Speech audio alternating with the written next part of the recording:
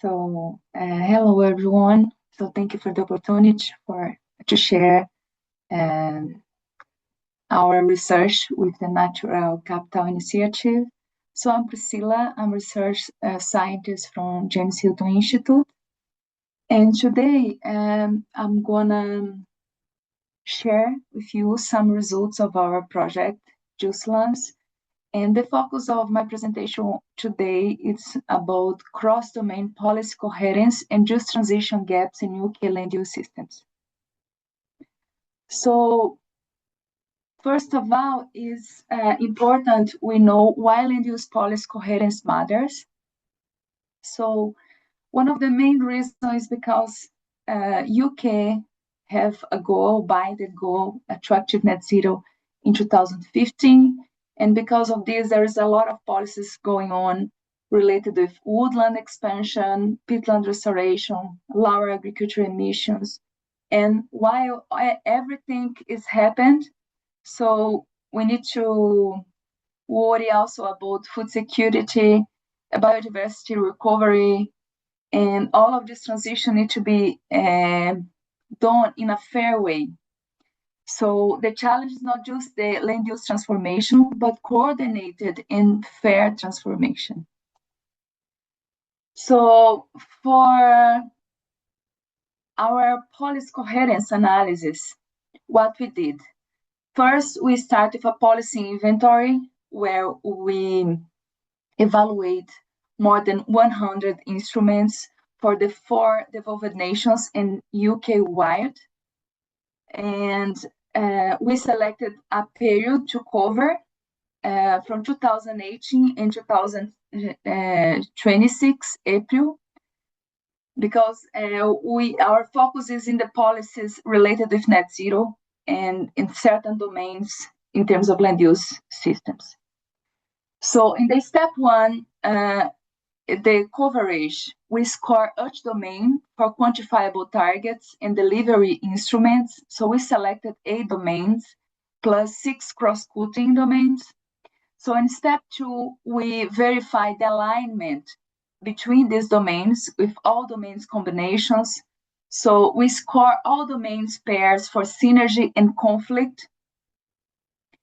In step 3, we did a temporal coherence analysis where we assessed whether delivery is front-loaded or back-loaded. So we did it for all domains and all nations. And we also did network analysis where we can see graphically how is the architecture of the policy systems in each nation.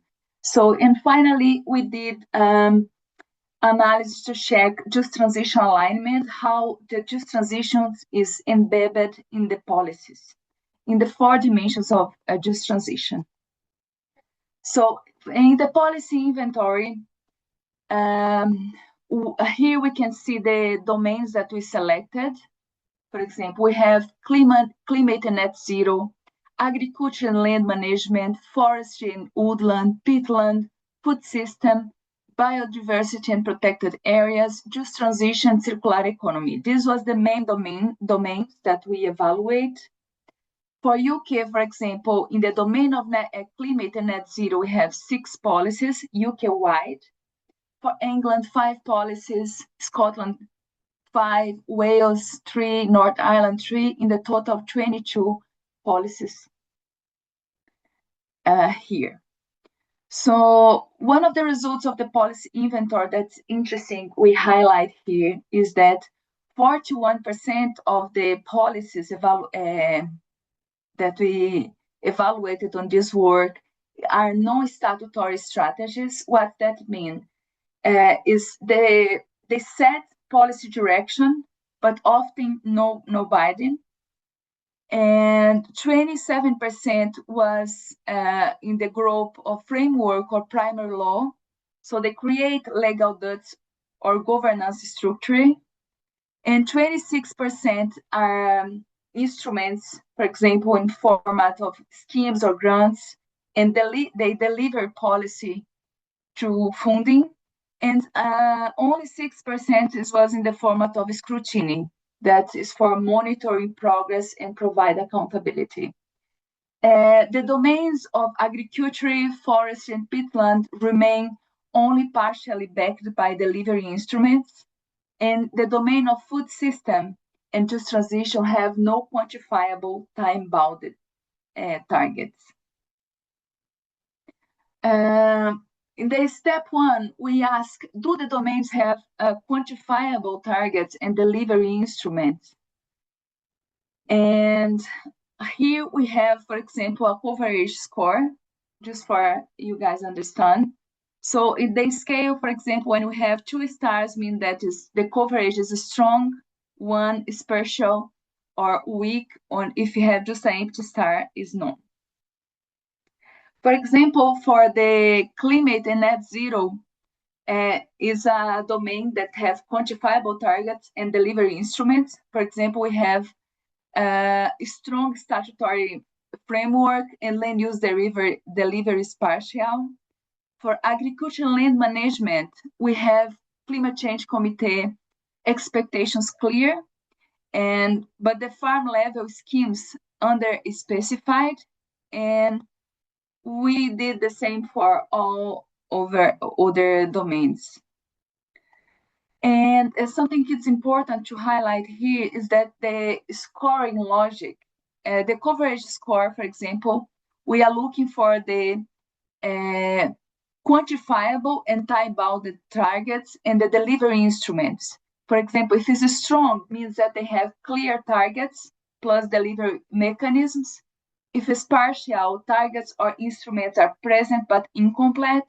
If it's weak, means that the ambition or rhetoric is present but few binding mechanisms. And if there is no non-score, no meaningful target or instrument. And the scores, they assess the policy architecture, not implementation success of the policies. So in the step 2, we did the cross-domain alignment. Here we are asking, where are the synergies and conflicts between the domains, for example? Here I just put the mean cross-domain alignment scores across the UK nations. So the maximum is in a scale of -2 to +2. What's that mean? If it's +2, it's the maximum that I put in the scale, means that there is a strong synergy. If it's a +1, there is a synergy. If 0 is neutral, mixed, or unclear relationship. If it's -1, conflict or trade-off. And if it's -2, is strong conflict. For example, here we have for the domain of forestry, woodland, and biodiversity and protected areas, we have a mean score of +1.4, what's mean like a strong synergy. Peatland and climate zero is a positive, so synergies, and we did all the combinations for all the domains. The core synergy cluster was between forest, peatland, and biodiversity, and they were strongest in Scotland compared to the other nations. And there is a persistent conflict zone, for example, between the domains of food system and climate change and net zero, and in all nations. And we have, for example, for just transition and a circular economy, they are marginalized across all nations. So in the step 3, we want to know if the delivery is backloaded or fairness is missing. What we are considering backloaded here, for example, the bulk of required delivery is concentrated in the later years of the policy timeline, for example, 2030 or 2040, with relatively little action happening now. So this can create policy cliffs where accumulated shortfalls must eventually be addressed through sudden, large, or politically contested interventions. What we are considering evenly paced, if the deliveries is spread consistently across the policy period, with broadly similar levels of action each year from now until the deadline. And what is considered front-loaded, we don't found any policy in terms of the domains that was front-loaded, is the most significant actions and investment happen early in the policy period, reducing the burden on the later years. So as you can see here in the table, for all the domains, we have, for majority of them, we have backloaded the temporal partner, and the consequences is high risk of policy cliff for climate and net zero, agriculture and land management, and for forest and woodland, for example, England and North Ireland are backloaded, but Scotland is a little bit better, is heavily paced. For peatland, we have England and North Ireland backloaded, and Scotland and Wales heavily paced. And for just transition, we have lagging across all nations. Here we have a graph where we can see the results of the network analysis. And through this graph, we can see the architecture of the policy systems. So what we do in this analysis, we don't consider the policy individually, but we consider the policies as a system. So, and in this graph, for example, you can see the nodes, like the size means, for example, the degree of connections. In these policies here, in this cluster, in the second cluster that you can see, we have more connections. So the policy is more connected with each other. So the nodes are bigger than when we look for the cluster 1 and cluster 3. So in this graph, we can see that the Scotland policy network, we can see 3 visible clusters. So in the cluster 1, we have, for example, the policies related with farm level delivery, forest, peatland, and sustainable farming. In the cluster 2, we have the policies related with climate, land use, just transition architecture. And in the cluster 3, we have food system and circular economy. So it's important to say the color of the nodes is the domains. And for the Scotland, we have 28 policies and 115 links indicated the strongest policy integration across the UK nations. We have 3 key bright nodes, for example, for land use just transition land use and agricultural plan, port land use strategy, and peatland action connect multiple domains simultaneously. So we have a strong integration area in terms of forest, woodland, and biodiversity are tightly linked to forest strategy, implementation planning, and biodiversity policy. And when we are looking in terms of gaps in the architecture of the policies in Scotland, we have, for example, Good Food Nation Act and food plans remain semi-peripheral, as you can see here in the graph, with weaker links to agriculture and just transition delivery. So I think the main message, takeaway message here is that Scotland has the strongest cross-domain architecture between the nations, but the food system delivery and farm level just transition finance remain incomplete. So just for we compare, I bring also the network analysis for England. And we have here also 3 visible clusters. In the cluster 1, we have the policies related to farm level, agriculture, livestock, and nutrient management. In the cluster 2, we have the policies related with climate, environmental, land use governance. And in the cluster 3, we have land use framework and delivery. For England is the largest national network by policy count. We have 27 policies and 122 links, indicated a broad policy landscape, but with a stronger structural fragmentation than Scotland, for example.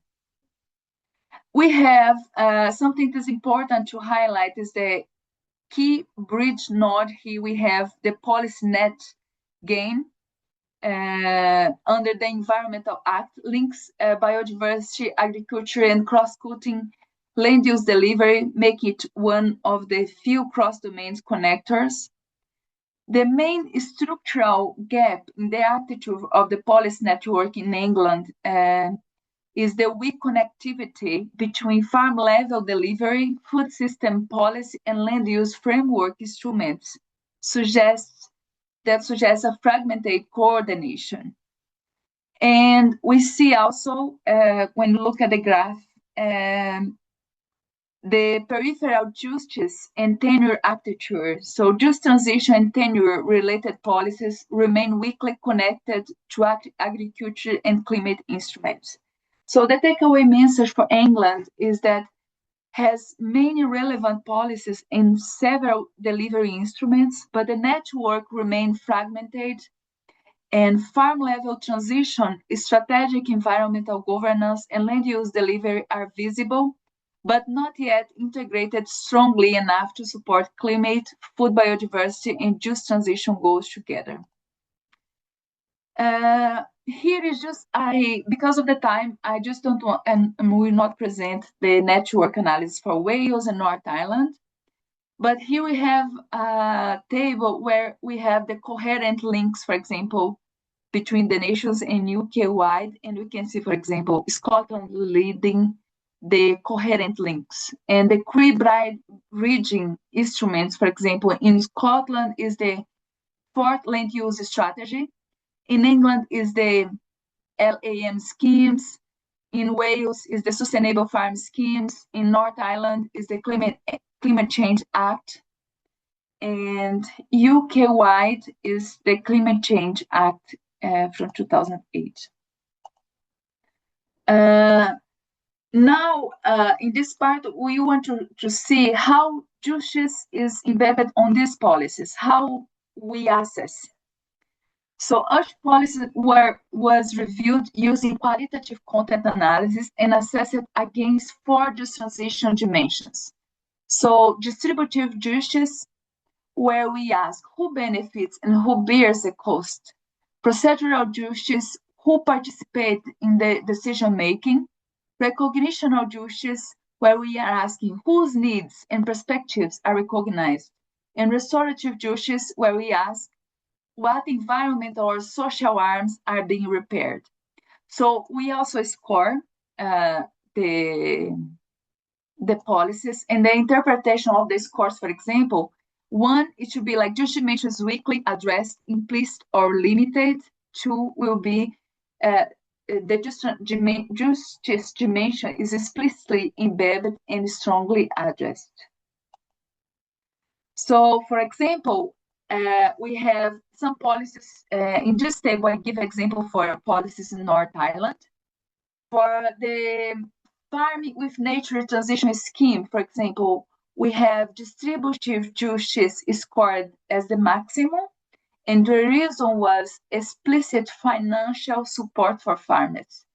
Climate action plan, for example, we have strong justice, procedural justice, because there is formal consultation and stakeholder engagement. But when we go to the forestry grant scheme, we have procedural justice weak because limited participation beyond consultation. So the scores not measure the success of a policy, they just indicate the extent to which each justice dimension is reflected in the policy objectives, governance, arrangement, instruments, and implementation mechanisms. Here we have a heat map, a graph where we have here the nations and we have the 4 dimensions. And here we have the scores, the maximum from the minimum to the maximum. So what we can see, for example, in Scotland, we have strong restorative justice. England, strong distributive, but weaker procedural. Wales, we have balanced governance focused. In North Island, we have emerging but diverse. And when you go to the UK-wide, we have a weaker justice overall. So in terms of justice dimension, the 4 justice dimensions across the domains, we have, for example, for land use governance, strong justice is embedded, and climate frameworks, weakest justice presence, and agriculture, we have strong distributive and restorative, and the policies related with energy, bioenergy, we have weaker procedural justice. So that's it. Thank you so much, Priscilla. That was great.